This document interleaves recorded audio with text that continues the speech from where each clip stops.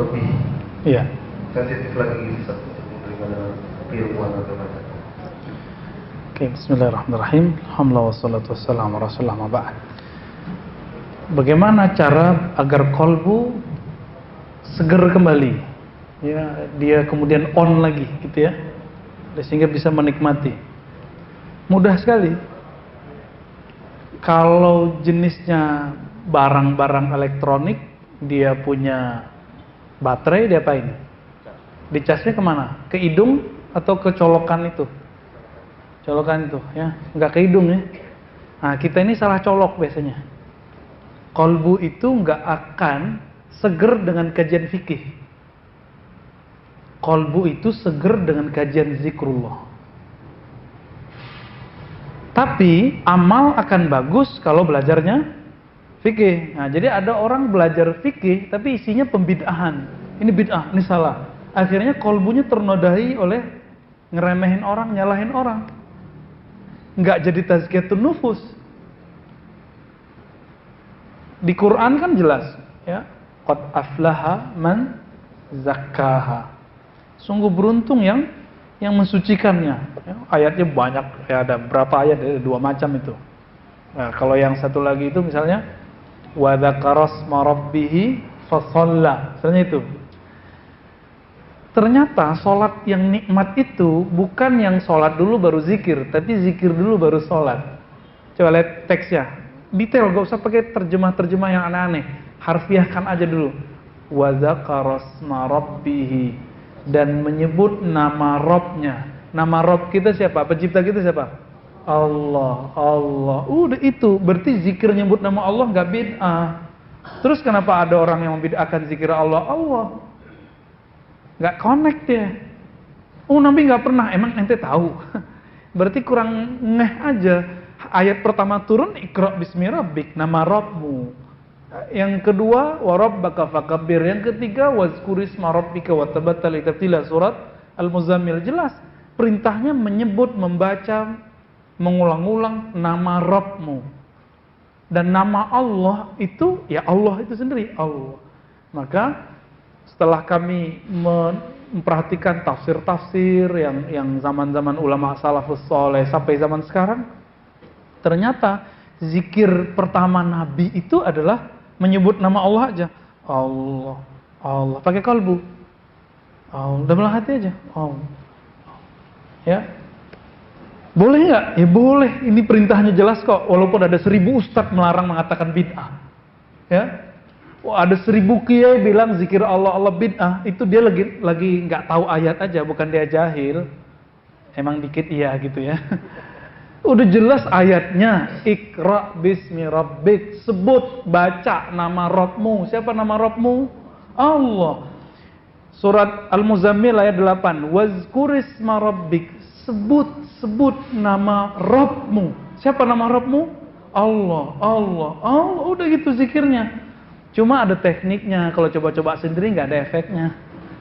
Kalau kita latihan fisik sendiri, latihan silat sendiri kan nggak ada efeknya, malah capek. Nah, latihannya itu ada prosesnya.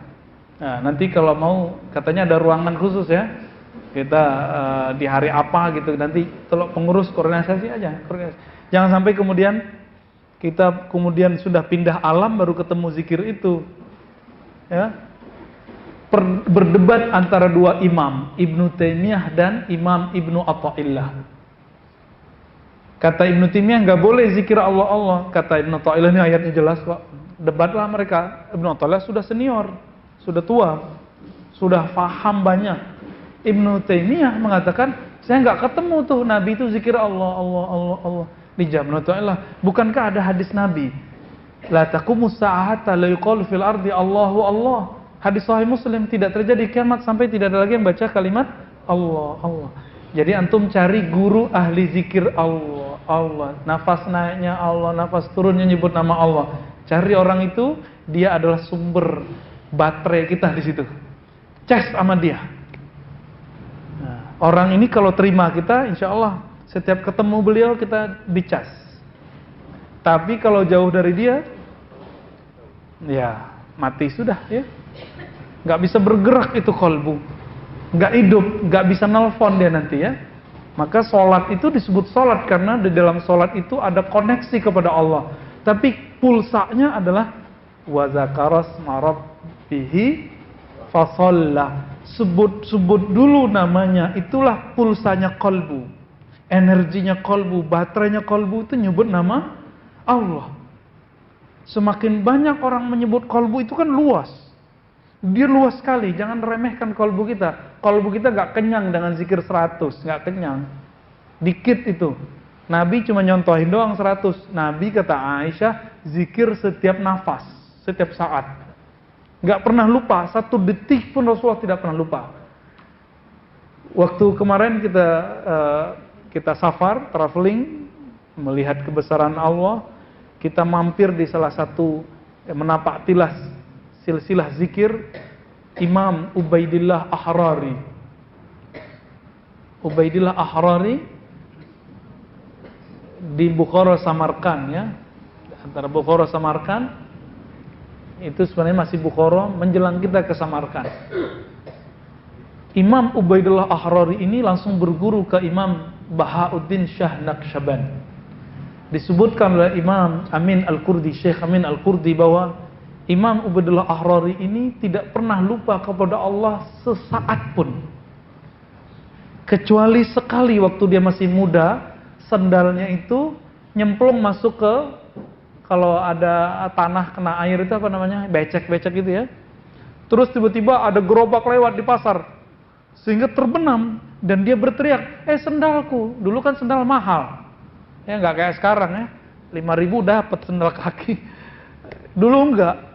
Saat beliau teriak mengenai sendalnya, dia lupa kepada Allah sesaat itu aja, dan itu yang bikin beliau tobat sampai saat beliau belum wafat. Jadi beliau lupa sesaat itu yang bikinnya nangis. Kenapa? Dalam Al-Quran dikatakan wazkur rabbaka fi nafsik, sebut nama Rabbmu dalam dirimu. Lalu di ujung ayat wala takum minal ghafilin, jangan kamu jadi orang yang lalai walaupun sesaat. Dan kita bersaat-saat soalnya. Wajar sholatnya nggak khusyuk ya kan? Wajar. Orang tambah banyak zikir di luar sholat, tambah mantap sholatnya. Itu wa zakarasma rabbihi fasalla. Dia zikir di luar sholat, tambah banyak, tambah khusyuk dalam sholatnya. Jadi mau belajar 1000 ilmu zikir, 1000 tarekat, 1000 mursyid, 1000 kiai, tapi kalau nggak diamalin nggak ada efeknya. Nggak ada efeknya. Mending 1 guru tapi diamalin, jadi itu. Jadi itu ya, guru saya ada salah seorang di Sumatera Barat, itu zikirnya dia amalannya 1 itu aja, zikir Allah aja udah, ya, la ilaha illallah udah 2 aja udah. Tapi tajamnya bukan main. Kita datang duduk sebentar itu ngecas langsung full, ya, sampai kadang-kadang nggak kuat untuk menahannya lagi, tumpah ruah sudah, ya. Ada orang begitu. Nah, dapat di mana? Misalnya di surah Al-Fajr. Wadkhuli fi ibadi. Itu perintah untuk mencas kolbu. Masuklah ke dalam golongan hamba-hambaku, bukan hamba-hamba dunia.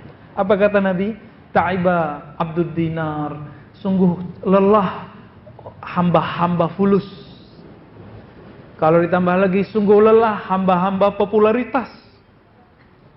Ini ada orang nggak senang sama kita, setiap kali kita tampil dia bilang, wah itu mau pengen popularitas. Hati-hati, kita itu nilai orang negatif. Sebenarnya negatif itu ada di sini, ada di kepala kita.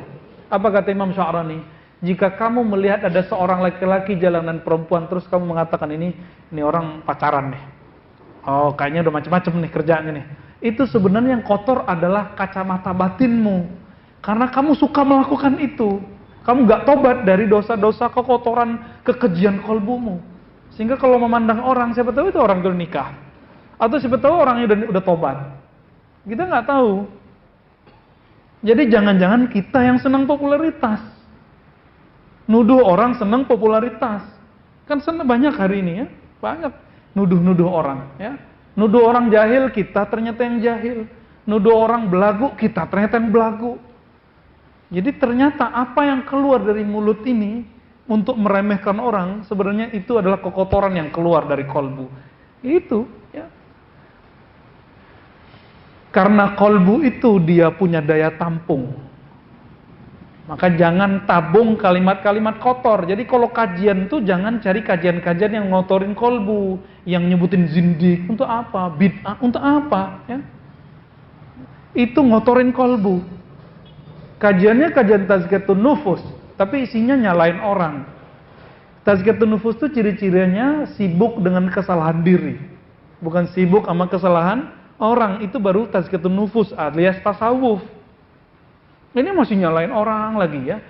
Nyalahkan zikir pagi sore buat zikir pagi sore sendiri. Ya kan? Oh, Nabi nggak pernah zikir begitu. Ternyata dia buat buku sendiri ya, tarekat baru itu. Tarekat pagi sore. Ya. Allahu Akbar. Hah? Rumah makan mentang-mentang orang Padang ya. Kita sama. Baik, jadi gimana caranya? Di surat Al-Kahf dikatakan wasbir nafsaka ma'alladzina yad'una rabbahum. Hendaklah kamu bertahan. Nah, wasbir itu ternyata sabar itu ada yang lebih berat dari sabar menghadapi musibah, yaitu bertahan duduk bersama orang-orang soleh. Itu lebih berat. Orang kena musibah bisa sabar, orang sakit bisa bertahan, tapi orang kalau duduk sama orang soleh kadang nggak tahan. Contoh sederhana gini. Waktu saya ikut zikiran di Prancis, di Paris, itu mulai dari jam 6, mereka buka itu jam 10 malam. Jam 10 itu masih terang. Kita mulai zikir jam 6, sampai jam 10 baru berhenti pas azan. Capek gak? Enggak. Saya gak ngerasa capek, pegel aja enggak. Kok bisa ya? Jam 6 sampai jam 10 berapa jam? 1, 2, 3, 4 jam. Itu kali-kali pertama saya gabung sama orang, itu gak merasakan lelah berzikir. Oh, baru ingat di Sahih Bukhari, Mu'az bin Jabal mengatakan, Ta'al nu'min sa'atan. Ayo kamu gabung sini. Kita beriman sesaat. Lalu di riwayat Imam Bukhari itu ada syarah Imam Ibnu Hajar dikatakan, apa yang dilakukan oleh Mu'az? Mu'az membaca tasbih, subhanallah, alhamdulillah. Nabi nggak pernah ngajarin begitu. Mu'az buat sendiri. Apakah Mu'az pelaku bid'ah? Enggak. Kan ini masuk ke umumnya ayat. Ayat surah Al-Ahzab, ya allazina amanu zkurullaha zikran katsira. Ayat berapa tuh? 41 ya. Al-Ahzab 41. Hei orang-orang beriman, sebut nama Allah sebanyak-banyaknya. Maka yang dipanggil berzikir itu siapa? Beriman. Maka ciri-ciri iman adalah zikrullah yang banyak. Ciri-ciri munafik zikrullahnya dikit. Itu sederhana tuh. Nah, cari komunitas-komunitas yang begitu, nanti kolbu kita akan full. Nah, ini kajian kita di sini, semoga nanti ada kajian zikirnya. Nanti kita buka Rotibul Haddad, ya, Rotibul Attas, nyampe di tahlil kita nikmati tahlilnya. Mau orang bilang bid'ah itu urusan dia, ya. Kalau ada orang bilang madu itu pahit, kita udah coba madunya manis. Kita masih percaya nggak? Ada 1000 orang bilang di luar sana madu itu loh pahit. Kita bilang apa? Kamu belum nyobain rasa madu. Kalau kamu nyobain rasa madu, gimana rasanya? Manis. Mau dengerin orang itu atau mau ngikutin apa yang sudah kita rasakan? Karena saya sudah merasakan nikmatnya zikir berjamaah, nikmatnya zikir Allah, nikmatnya zikir la ilaha illallah, nikmatnya zikir keras la ilaha illallah. Kita nggak berani lagi bilang itu bid'ah. Oh, itu ahwal syaitani. Tahu dari mana? Nama kamu kali Tony. Ya, ahwal syaitani kan keadaan kan nggak mungkin. Kenapa? Dalam hadis yang sahih disebutkan bahwa syaitan itu punya lamam. Lamam itu kayak semacam kalau nyamuk itu punya belalai. Nah, itu lamam. Malaikat juga punya. Jika orang itu tidak berzikir, maka syaitan yang nusukin jarumnya ke dalam. Tapi kalau orang itu berzikir, nyebut nama Allah, langsung setannya menjauh. Maka tidak mungkin bersama orang ahli zikir ada syaitan. Dalilnya jelas. Ana ma'ahu idza dzakarani, ana jalisun man dzakarani. Aku teman duduknya orang-orang yang menyebut namaku. Maka teman-teman sahabat akan Allah, kenapa kita belum merasakan itu? Karena kita belum nyaman, belum tahan di atas sajadah. Nanti bertahap insya Allah ya. Saya dari kemarin nanti mulu nih. Maaf Pak ya. Semoga umurnya panjang, umur kita panjang, nanti kita bisa zikir. Bertahap dulu, sabar ya, sabar. Kalau sudah siap pikirannya menerima, kolbunya untuk menerima, baru kita kasih hadiah zikrullah. Nggak ada bayar ya. Bayarnya Fatihah aja, tanda terima kasih kepada Allah, kepada guru. Nah, ini yang kita sebut ihda'us thawab, yang juga dibid'ahkan sama kawan kita tuh. Katanya apa? Kirim Fatihah bid'ah. Waktu almarhum Pak Habibie meninggal, itu ada ustadz kata teman saya, dia kirim secara ilmu akidah bid'ah untuk ngirim Fatihah. Loh, ini orang udah gagal berapa kali. Ngirim Fatihah bukan bab akidah, itu bab fikih. Kata dia apa? Secara ilmu akidah bid'ah baca alfa. Tuh, ustadz tuh. Kira-kira tanggung jawabnya dari hadapan Allah gimana tuh? Ulama salafus soleh tidak ada yang mengirim Fatihah. Imam Ibnu Qayyim salafi nggak? Salafi nggak Ibnu Qayyim? Mengatakan Fatihah kalau dikirim sampai. Jadi sekarang antum kalau baca Fatihah niatkan orang tua, teman, kawan, nyampe. Kalau enggak mati dulu kita kirimin. Ya. Baik, mungkin sebelum nanti kita mulai untuk berpikir itu, kita mulai waktu itu Ustaz juga mengamanahkan kepada saya untuk menyampaikan calon jamaah pikir untuk bisa memulai pikirnya itu dengan ya Hayyu ya Qayyum 40 kali. Iya. Setiap 5 waktu amalkan minimal ya Hayyu ya Qayyum. Hayyu Qayyum itu 2 nama agung disebut Ismul A'zam. Jika nama ini ada di satu ayat, ayatnya bisa menjadi pengobat. Rata-rata ayat-ayat ruqyah itu ada kalimat Hayyu Qayyum. Coba ayat kursi. Allahu la ilaha illa huwal hayyul qayyum. Begitu juga di surah Al-Imran bagian awal. Maka Hayyu Qayyum itu jika dibacakan ke orang yang sakaratul maut, insyaallah husnul khatimah. Dibacakan ke orang yang sedang kena jin, insyaallah sembuh. Dibacakan kepada kolbu. Jadi kita lagi bacain ke kolbu itu. Bacain ke kolbu, wahai kolbu, Allah itu maha hidup, maha qayyum, maha mengurus hidupmu, maha menjamin rezekimu. Itu ya Hayyu ya Qayyum, ya Hayyu ya Qayyum, ya Hayyu. Nikmati bacanya pelan-pelan, jangan cuma ngejar angka. Nanti lebih dari 40 boleh, tapi kurang jangan. Lebih bagus, tapi kurang jangan. Dari mana nih bid'ah apa lagi nih? Ya, yang bilang bid'ah itu nggak baca kitab Ibnu Taimiyah. Ibnu Taimiyah imam salafi mengatakan orang zikir ya Qayyum bisa menghidupkan kolbu. Itu Ibnu Taimiyah loh. Jadi yang bilang itu bid'ah, ente jauh dari salaf. Ya, ulama salafi dan salaf mengamalkan ini. Ya, kalau nggak percaya, ya nggak usah percayalah, ya baca aja lah ya. Baca aja bukunya ya, buku Ibnu Taimiyah kan banyak, buku zikir kan banyak. Ada kalau kumpulan zikir Ibnu Taimiyah itu ada Al-Kalimut Thayyib, Ibnu Qayyim Al-Wabilus Thayyib dan kitab-kitab yang lain. Dan itu banyak ya. Silakan diamalkan dan rasakan efeknya. Setiap hari loh ya. Setiap hari 5 waktu coba disisihkan waktunya untuk menyebut nama Allah itu. Ya. Ada lagi? Baik, ada pertanyaan yang lain?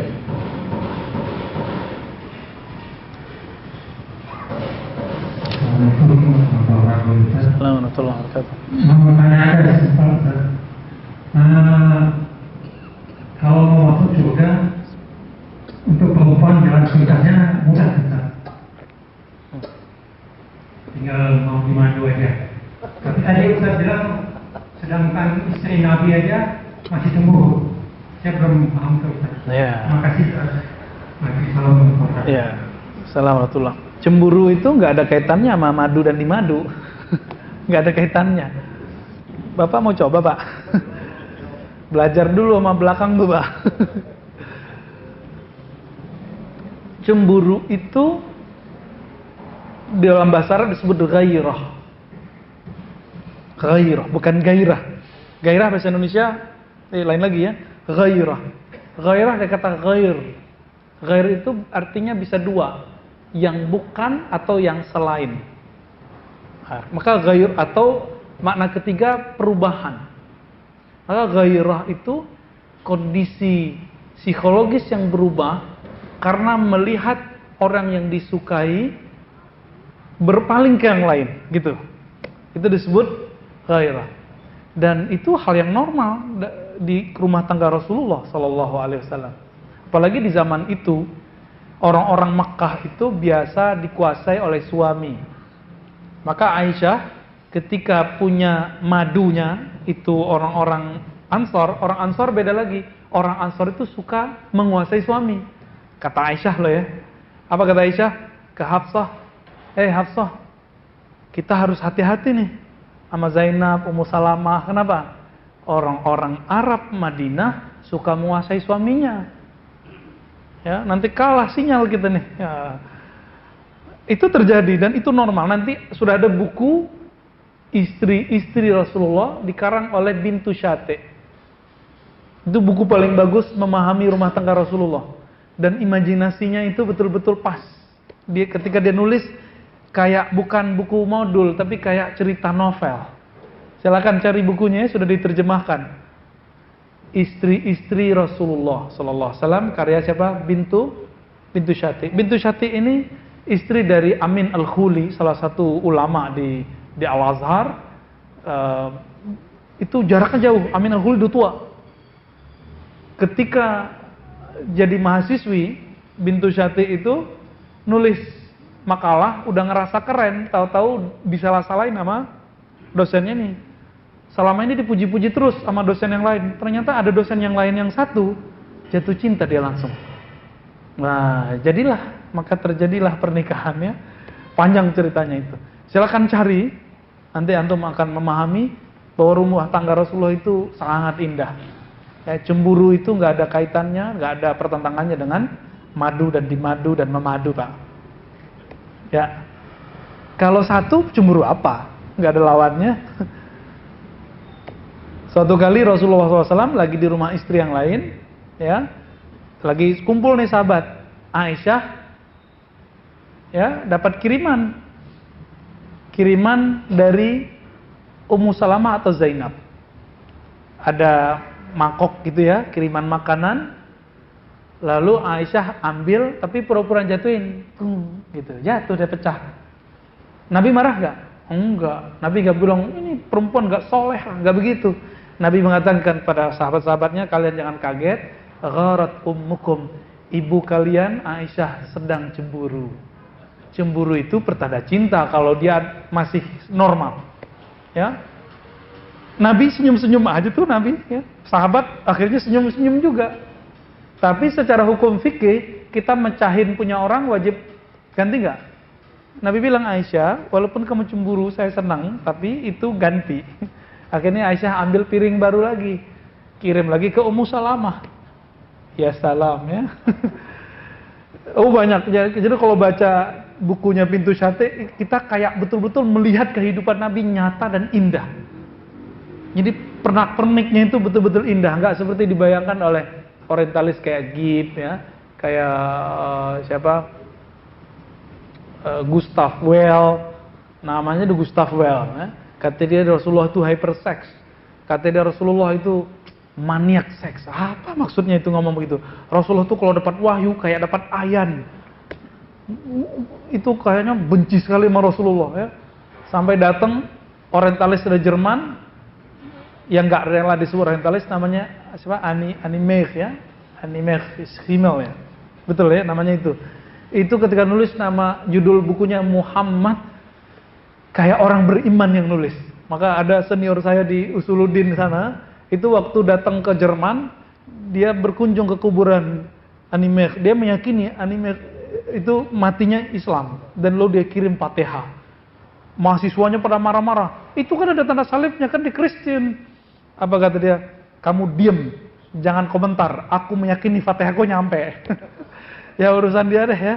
Itu bukan liberalisme ya, nggak ada kaitannya. Itu dia membaca Islam itu salah satunya dari buku-buku si Himmel itu. Tapi kok dikuburkan ala Kristen gitu. Wallahu a'lam bishawab. Cukup? Masih ada? Oke, ya. Tafadhal.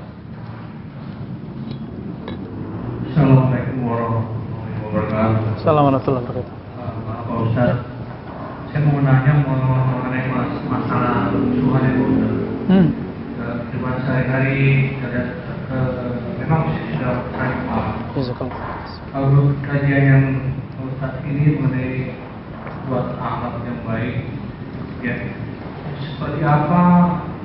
Ada juga yang dia sudah minta maaf, sudah berusaha, tapi kalau bertiga sering ngomong positif gitu. Nah, bagaimana nih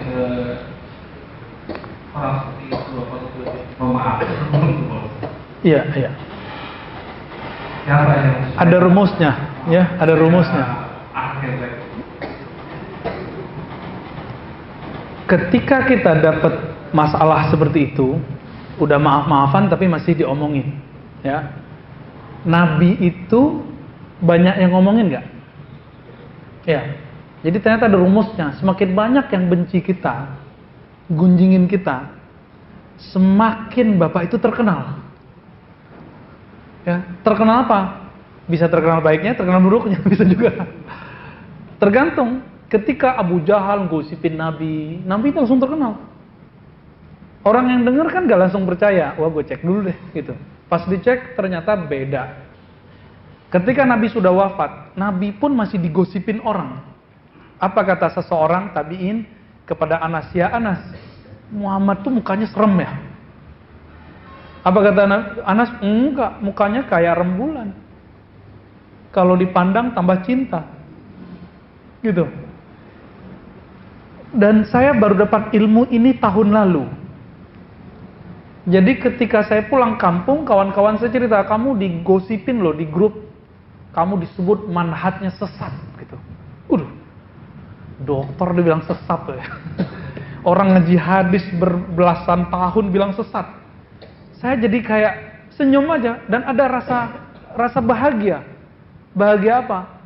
Percaya atau tidak? Saya baru paham hadis Nabi bahwa kalau orang gunjingin orang lain itu amalnya pindah ke orang itu. Dan saya merasakan saat itu. Kebaikan-kebaikan mereka, energi baiknya itu pindah ke saya. Jadi kita merasa tambah pede, tambah seneng. Ada kebahagiaan yang berlipat. Berapa orang di grup situ yang ngomongin saya, segitulah powernya yang beralih. Baru tahu tahun lalu. Padahal tahu hadisnya udah belasan tahun lalu. Tapi kita baru nyadar.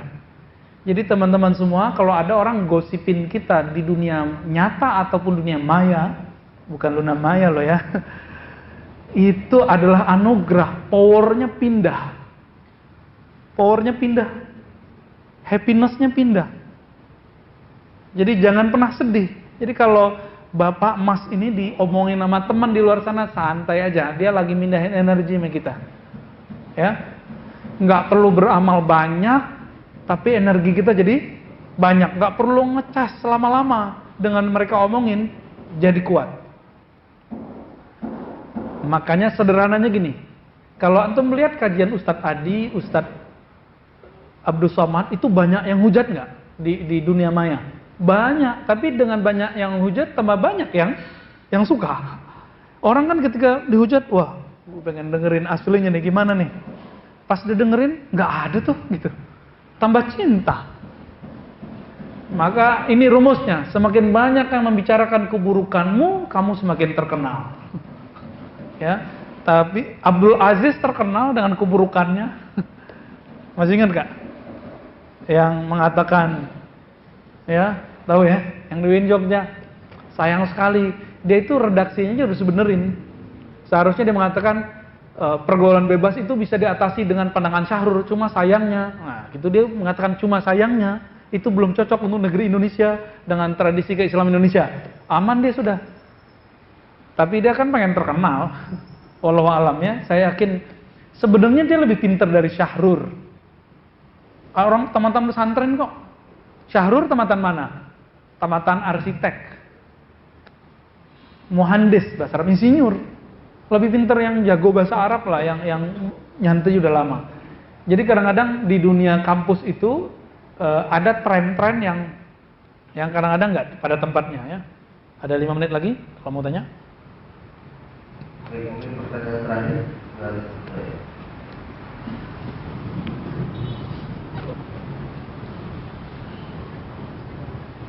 Bismillahirrahmanirrahim.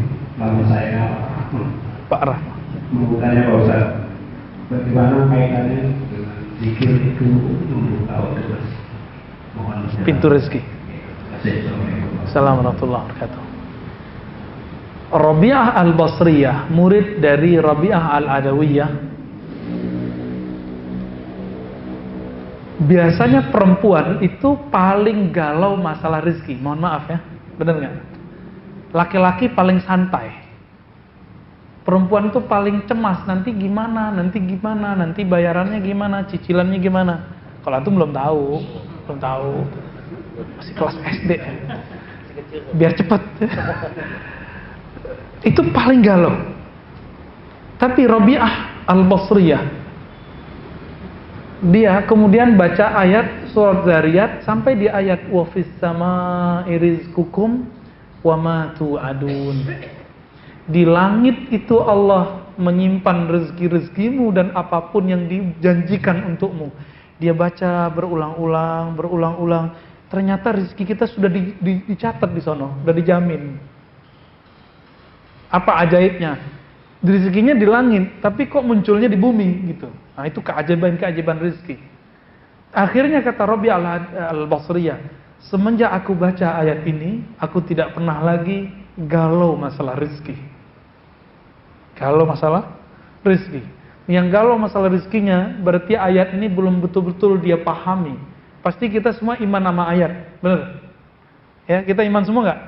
Kita iman semua sama ayat ini. Cuma kita belum betul paham ayat ini. Cuma tahu terjemahnya, di langit ada rezekimu, tapi nggak paham. Langit itu dimulainya dari mana, Pak? Semua yang di atas bumi langsung disebut langit. Maka sebenarnya sejengkal aja ini sudah disebut langit dunia sampai ke atas sana. Berarti rezeki kita kita jalan aja menjemput sudah ketemu. Jadi rezeki itu kalau dia tidur aja datang. Apalagi dia bangun. Maka ada rumus yang ketiga nih, kita kasih rumus-rumus aja. Rezeki itu ada kalanya engkau mencarinya atau engkau dicari. Nah, kajian ini besok pagi kita bahas di Al-Hikam kedua, bab tajrid dan asbab di MRBJ. Ya, pada subuh insyaallah kalau umur kita panjang dilancarkan Allah nanti kita kajian. Bagaimana cara memahami rezeki? Rezeki yang datang sendiri itu gimana caranya gitu. Ya, jadi rezeki itu sederhana Pak, dia turunnya sama zet. Seberapa banyak intensitas menjemputnya, itulah yang disebut nasib. Nasib itu bahasa Arab artinya bagian.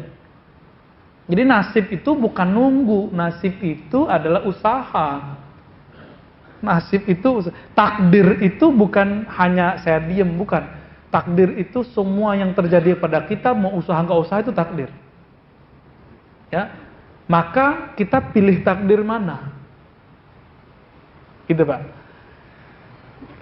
Dan rezeki terbagi dua Pak. Rezeki rohani, rezeki jasmani.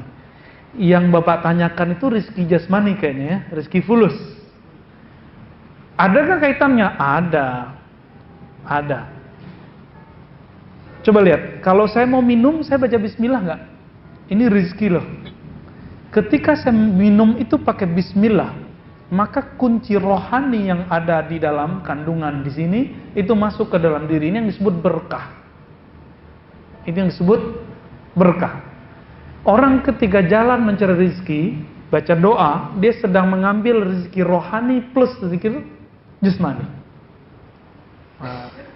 Jadi mulai malam ini Bapak Ibu Saudara ikhwan akhwat fillah, mari ambil rezeki kita dua-duanya, jasmani dan rohani.